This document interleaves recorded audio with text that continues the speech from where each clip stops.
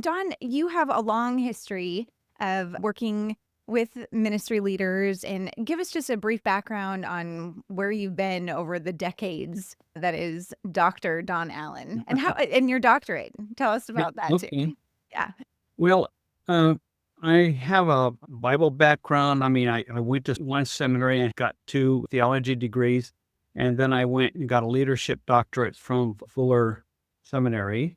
I was a pastor for many, many years. And then 28 years ago, I pivoted.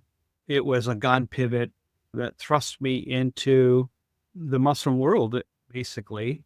And so since then, I've been with an agency that focuses on sending people to work in places from Calcutta to Casablanca. So I, right now, for the last 12 years, have been coaching men and women who live there to try to live in the community, to magnify their faith, and to spread it in a winsome and loving way.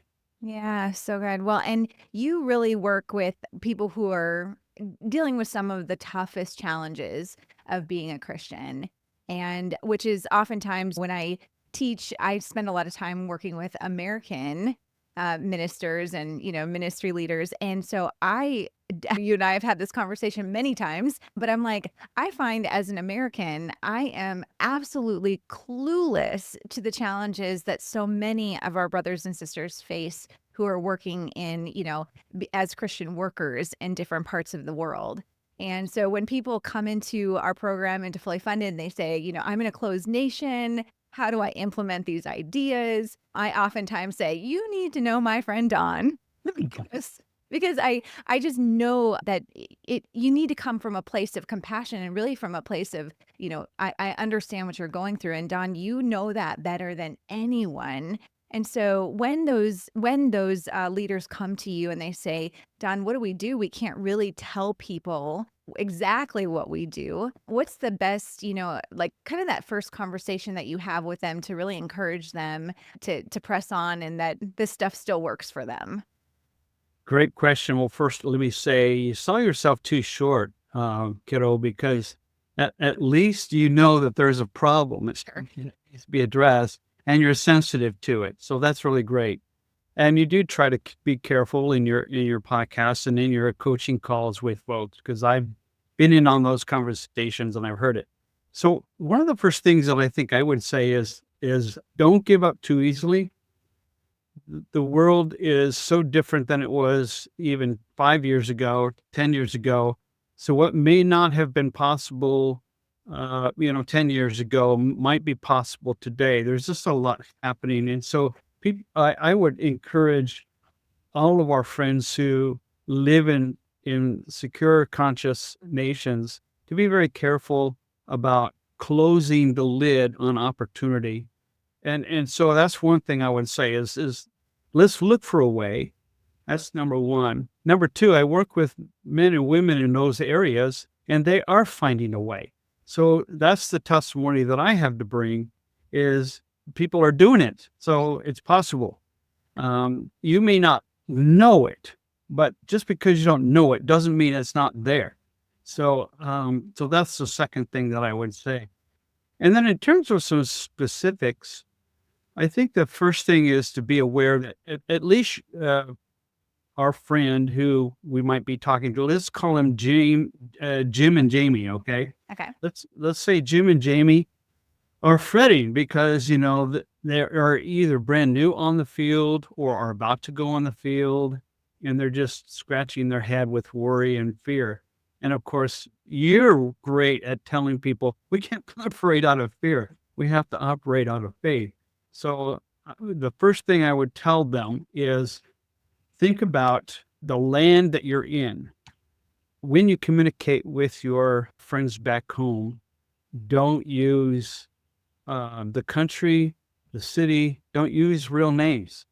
That's probably my biggest suggestion is always use pen names for countries or people or cities, any location. You can be flexible in terms of the region. Like when I write to my partners, I talk about the people that I serve, but I usually say Middle East. I give particular name for the city, particular name for the country, and then I say the region. So that's number one, Yeah. is just think of pen names for even for the people you work with.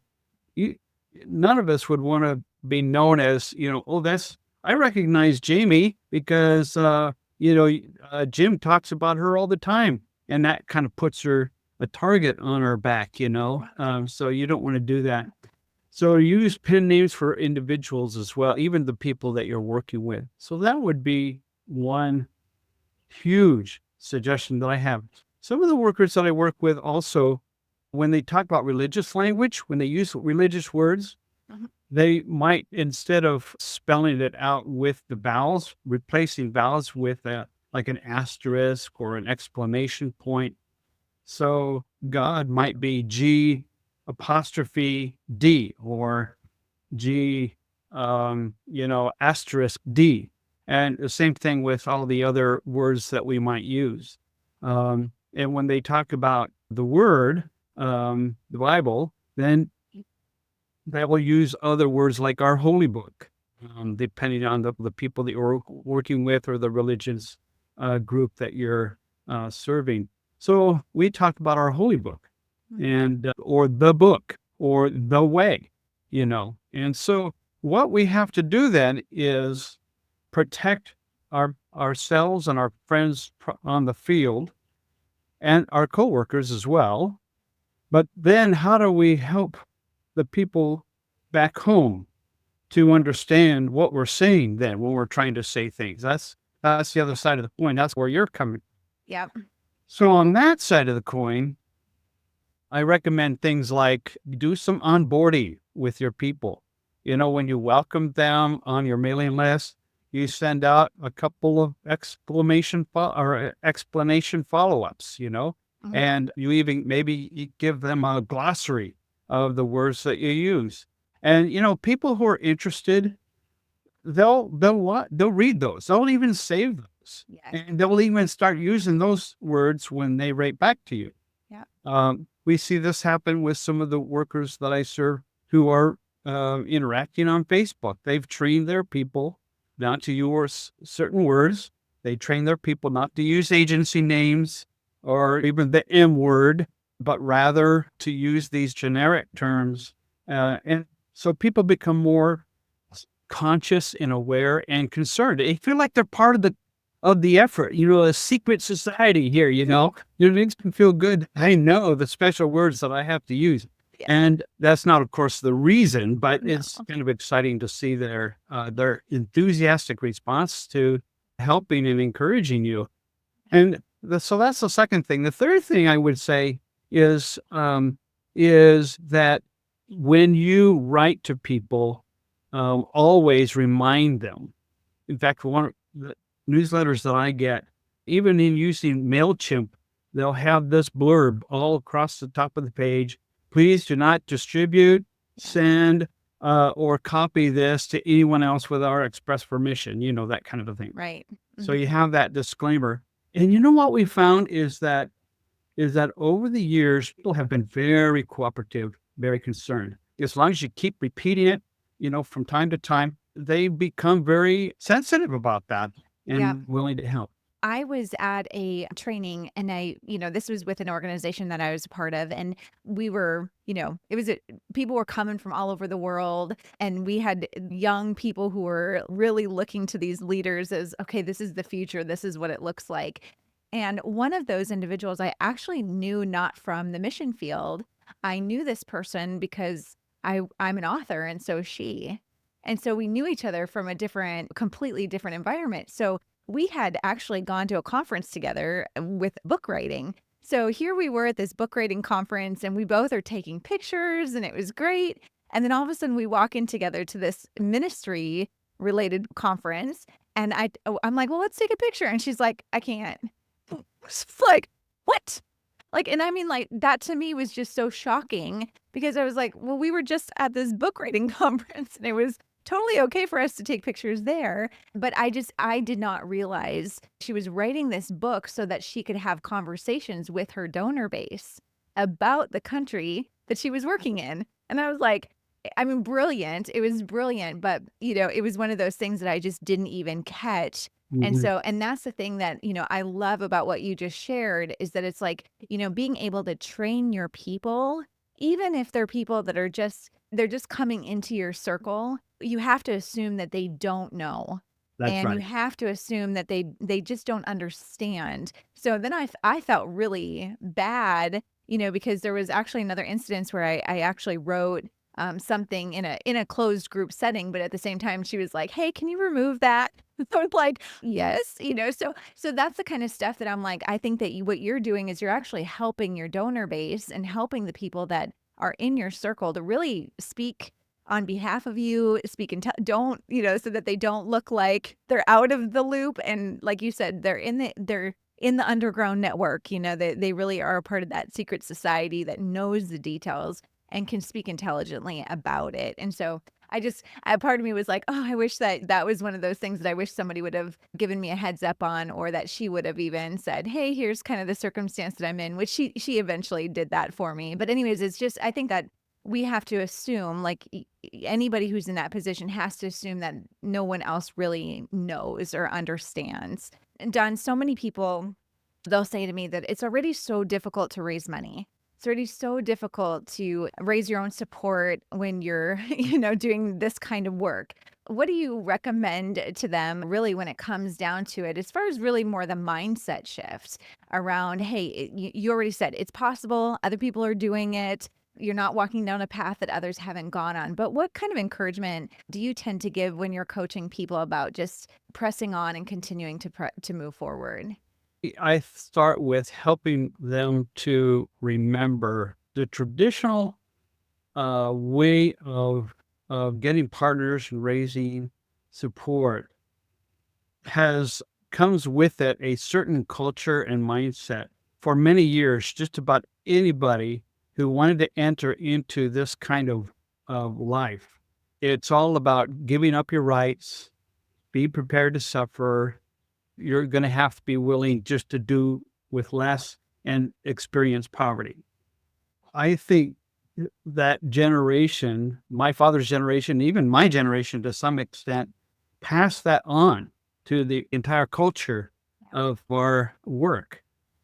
And as a result of that, we felt that way, that I can't expect to have a retirement because that's extra.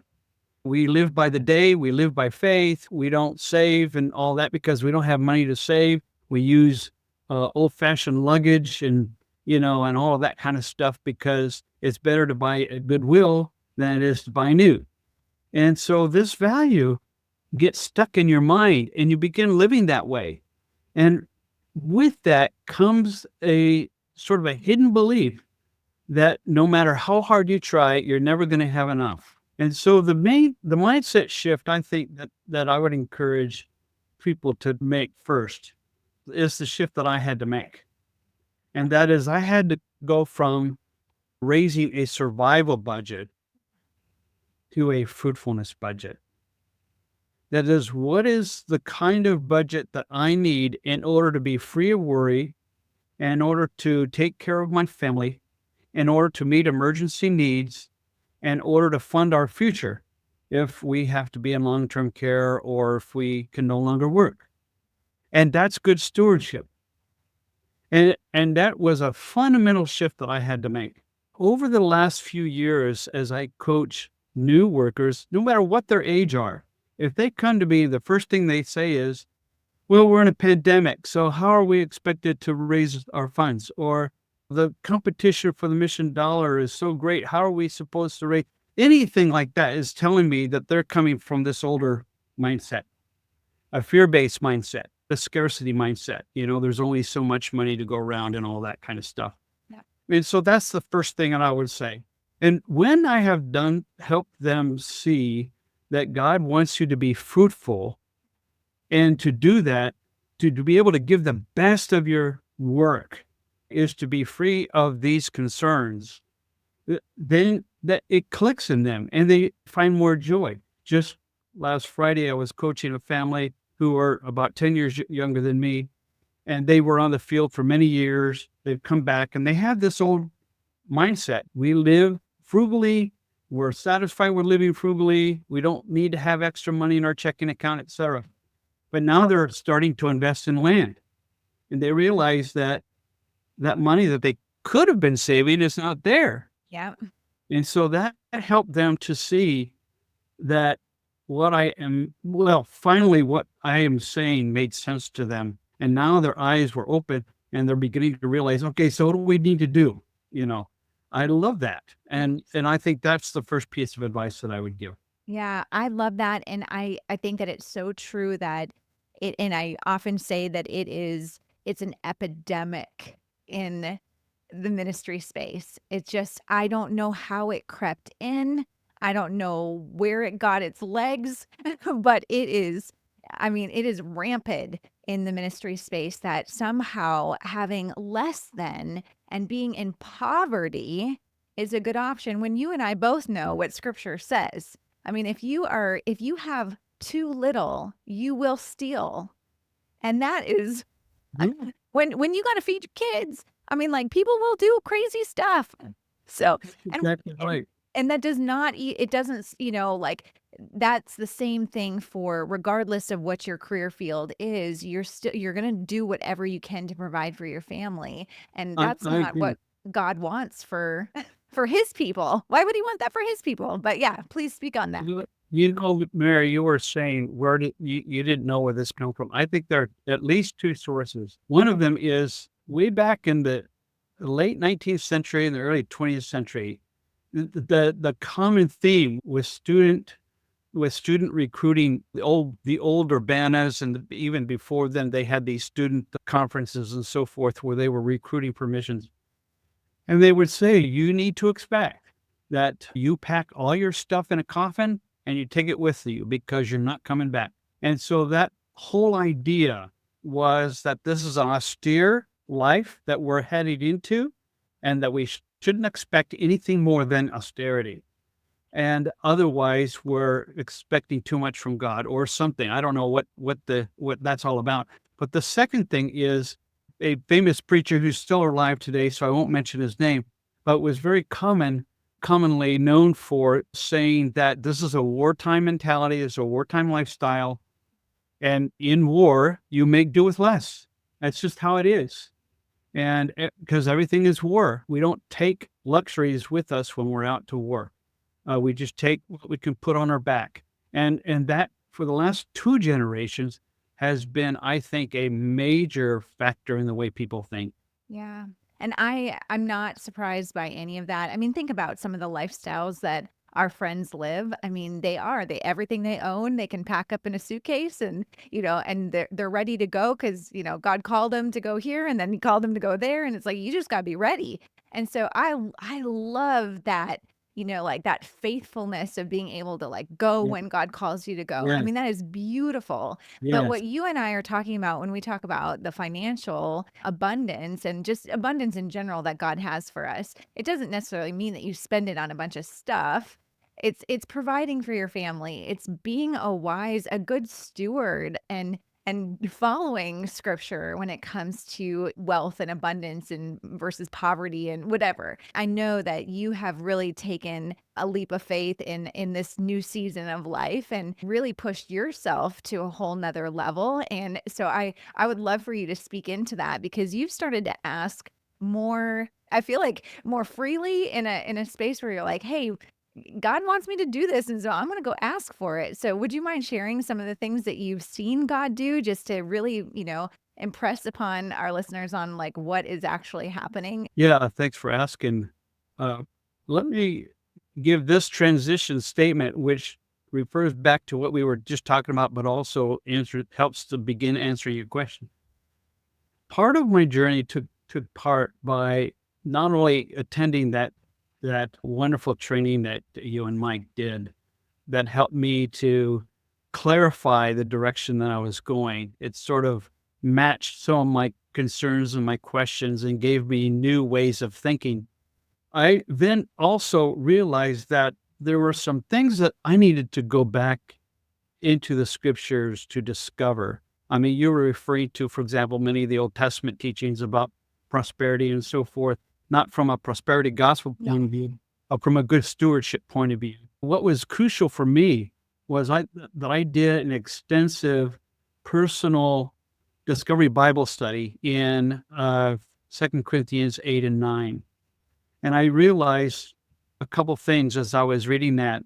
First, that the Apostle Paul was also a pastor and was also a fundraiser for most of his career. He was a fundraiser and he had no problem asking. And so if I was going into this same kind of work, I need to have the same kind of spirit. And so, and there's just so much there I learned about God and about the donors and about even the Macedonian Christians. They were people that by all means were in poverty, and yet they far outgave the rich Corinthians. This was a great example that it is out of the abundance of the heart, not the abundance of cash, where we start with generosity. So that was really big for me. I realized then that it is actually in my potential donor's best interest to be generous. And so I don't have a problem inviting them to participate because they become more godly. They're able to glorify God by their giving. Paul says, just as you excel in all these other things, grace and love and all and knowledge and so forth, excel in the grace of giving. And so spiritual maturity requires that we develop and nurture and equip godly givers, generous donors. And so that helped me to be more free. That was the first thing. The second thing is that when I realized that I'm not encouraging people to give to me, I'm encouraging them to give to my cause. And it's not to bless me, it's that through me to bless those people whom I serve. I find it easy to ask someone else to give on behalf of someone else. We all do, don't we? Exactly. Way easier. I have that conversation every single day. They're like, I could ask for anybody. I just can't ask for myself. So don't ask for yourself. Exactly. Stop. Maybe that is the key to our conversation. Stop asking for yourself, because this is about God. This is about God's people. And he placed a desire in your heart to fulfill something that he wants. So in actuality, you're asking everybody to support what God is doing, not what you're doing. You just So happen to be the true. hands and feet, Yes. And Mary, I think it comes down to me, the person who's going out there to invite people to participate in what God is doing, to rethink our own identity. Yeah.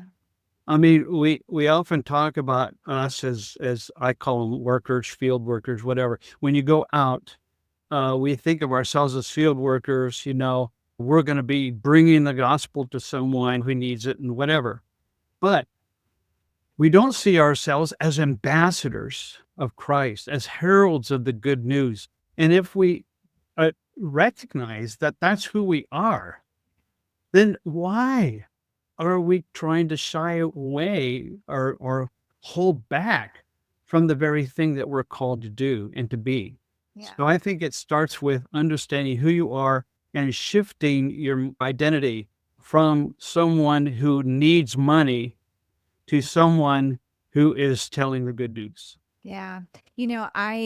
I'm a donor to a lot of ministry leaders, and so as a marketplace, I run a business. I'm in the marketplace, but I see myself just as much an ambassador of Christ as I see you and I see every other ministry leader that's out there. And so I'm going to the mission field with you through my wallet.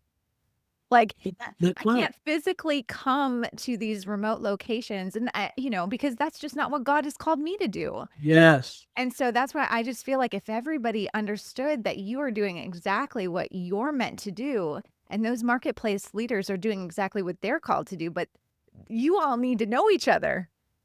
You all need to talk. You are absolutely right. We are all called to the kingdom. Yes. And so no one is off the hook. Let's be honest. You're right. If you're not a goer, Right. then you're a sender. Sender. Yes. But if I don't have that identity, then I can't help the person I'm talking to have that identity. Yeah. And it is true that there is a bit of a conversion that needs to take place, not only in my heart and in my mind and my hands, but also in the heart, hands, and a mind of the person that I'm sharing with. They need to see themselves as ambassadors as well. Exactly. And so as you implemented these new ideas from Second Corinthians and started doing this, what were the results of these conversations that you were having? Great question. 3 years ago, I was at about 70% of my survival budget. So I was already behind. Right. And then I set up a fruitfulness budget, which increased things even, my need even more. But in the last year, last December, this past December 2020, 2 months ago, I had the very best year I've ever had in my life. And I became fully funded for the very second time in my career as a worker. The first one was in 2004 when I went on sabbatical to the Middle East and we lived there for 7 months. We raised all the money that we needed for that. But aside from that, that was the only other time. So to have this happen, record breaking donations, I'm fully funded. If the economy tanks, I've got some money in the account, in my ministry account, that I can use while I continue to raise more partners. And so I'm just so encouraged. There's nothing like the freedom of not worrying whether I'm going to get a full paycheck this week. And there have been many years where I didn't get that. And so thanks to you and Mike and to the principles that I've adopted from you guys, it's been a wonderful ride. Yeah, well, I mean, as you know, Mike and I, we just we love you and we are so inspired by you because you have not let decades of doing this kill your spirit because I've seen them. I've seen people come in and say, I've been I like like there's trauma. Like I really do feel like there's fundraising, support raising trauma from the very first time that they had to raise their support. And so to go back, like for so many people who are leaving the mission field, coming home and raising their support again, it's like I can't do that again. I just cannot go there. And that's what we, as fully funded coaches and leaders, what we're trying to teach here is that that old way of doing things where you're begging and you're really just like the relationship is very one-sided where you're the one that's coming asking for a handout, that those times are gone. That is not the way that any ministry leader should be moving forward. And you and I, we believe very strongly in relationships, and I know all the people in our program do as well. But it's like it's all about, I mean, you love on them, they love on you. It's like for most people who understand how persuasion works. One of the main reasons is reciprocity. You help someone, they help you. It's how families work. It's how friends work, spouses. When I take care of you, you want to take care of me. And that's really what I see in you is that you care for your people really well, and I say like that many of our ministry leaders, they have the secret to the sauce. And the secret is that you know things that other people don't know, and you have direct connection to the man upstairs. And so, like, how many people would just long to have just a spiritual leader in their life, like Mhm. yourself, who's, Yes, I've had missionaries who call me and they'll be like, I don't know, but God just placed you on my heart. And I just wanted you to know that I'm praying for you today. And that's right. you will, I mean, it's always on an important day. Like, I mean, Yeah, somebody from South Africa messaged me mhm, on like the biggest day of my business. And I'm like, of course you did. Of course you just messaged me, like, and I don't get that from just my regular friends and family members, And so I just want to encourage so many of you guys to really use the giftings that God has already given to you because I find people who are like, well, my spiritual gift is prayer, is intercessory prayer. I'm like, like, yes, please, like that is a gift that your donors will embrace. And whether it's generosity, and I have to remind people too that giving is a spiritual gift. that we are stopping people from doing because we're Yeah, afraid of asking. And I'm like, that is their spiritual gift. It's like telling you not to pray. that's And right. when that's your gifting, or for you and I, whose gifting is, exhortation, it's, telling us that you can't go encourage somebody. It's like, well, that's like sucking the life out of me. So, but I just, I think that that's really beautiful what you said. Yeah. Thank you. Uh-huh. I think you're right. I think we can encourage one another if we know how to ask someone, "Do you mind if I pray for you right now?" It's just a matter of taking that another step and say, "Do you mind if I invite you to be part of something really great?" Yeah. I mean, it's a gift. Yeah. And so you're right. I really appreciate how you brought up the relationship side. And I think I remember back to some recent coaching conversations I've had in the last week or two, where probably the second biggest mind shift that took place is realizing that this is not selling, this is building relationships. And when I show them the freedom, the know, like, trust, try, give, repeat, refer, it just opens their eyes to new possibilities and frees them up. Their enthusiasm increases so much more when they realize that, you mean all I have to do is build a relationship? I can do that. Exactly. And for anyone who doesn't know what Don just said, know, like, trust.